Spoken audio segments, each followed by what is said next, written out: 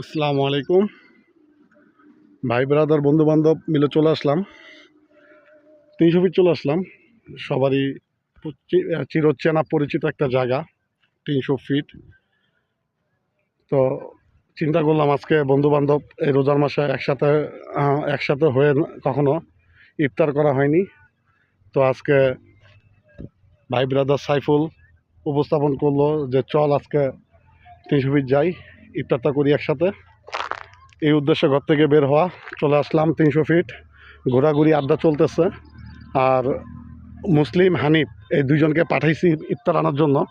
হ্যাঁ, আমরা ঘুরতে ঘুরতে যে ইফতার আনবো আমাদের মনেই নাই। এখন ঘড়িটা অলমোস্ট বাজে 6টা।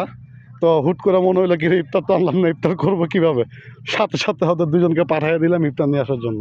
ওরা গেছে ইফতার আনতে, আমি আর সাইফুল এখানে টাইম স্পেন্ড করতেছি, সময় কাটাচ্ছি। আসুক, আসলে পরে ইনশাল্লাহ একসাথে ইফতার করব।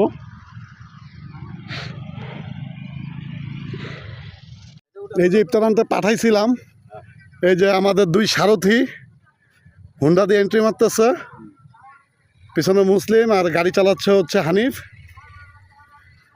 আমি তো মনে করছিলাম যে একবারে শেষ সময় পাঠাইছিলাম ইফতার আনতে, ইফতার পাবো কি না। যাক আলহামদুলিল্লাহ ইফতার পাওয়া গেছে। বন্ধু হানিফ আর বন্ধু মুসলিম মিলে গেছিল ইফতার আনার জন্য। বন্ধু তাহলে অবশেষে ইফতার পাইলা না? যাক আলহামদুলিল্লাহ, এখন একসাথে ইফতার হবে। তো অলমোস্ট ঘড়িটা 6টা 6 বাজে। একেবারে শেষ সময়ে বন্ধু হানিফ আর বন্ধু মুসলিমকে পাঠাইছিলাম ইফতার আনার জন্য। মনে করছিলাম যে আজকে আমাদের কপালে ইফতার নাই, শুধু পানি দিয়েই আমাদের ইফতার করা লাগবে। যাক আলহামদুলিল্লাহ, আল্লাহর অশেষ রহমতে ইফতার পাওয়া গেছে। যাই হোক, হালকা পাতলা যাই পাইছি নিয়ে আসছি। এখানে সব কিছু মিক্স করা আছে, জাস্ট আদান দিলে মুড়িটা মিক্স করব। দিন শেষে এটুকু বলতে পারি, বন্ধু বান্ধব মিলে ঘুরতে আসছি, একসাথে বসে ইফতার করতেছি। যাই আল্লাহ নসিবে রাখছে আলহামদুলিল্লাহ। কথা বলতেছি বন্ধু, কথা বলতে দে, ঠিক আছে? তো যাই হোক, সবাই দোয়া করবেন।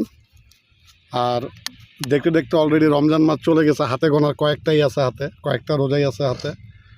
আল্লাহ তাআলা যেন সবাইকে হেদায়েত দান করে, সামনে রোজাটুকু সবাই যেন রাখতে পারে সুন্দরভাবে, এই দোয়ায়। আসসালামু আলাইকুম।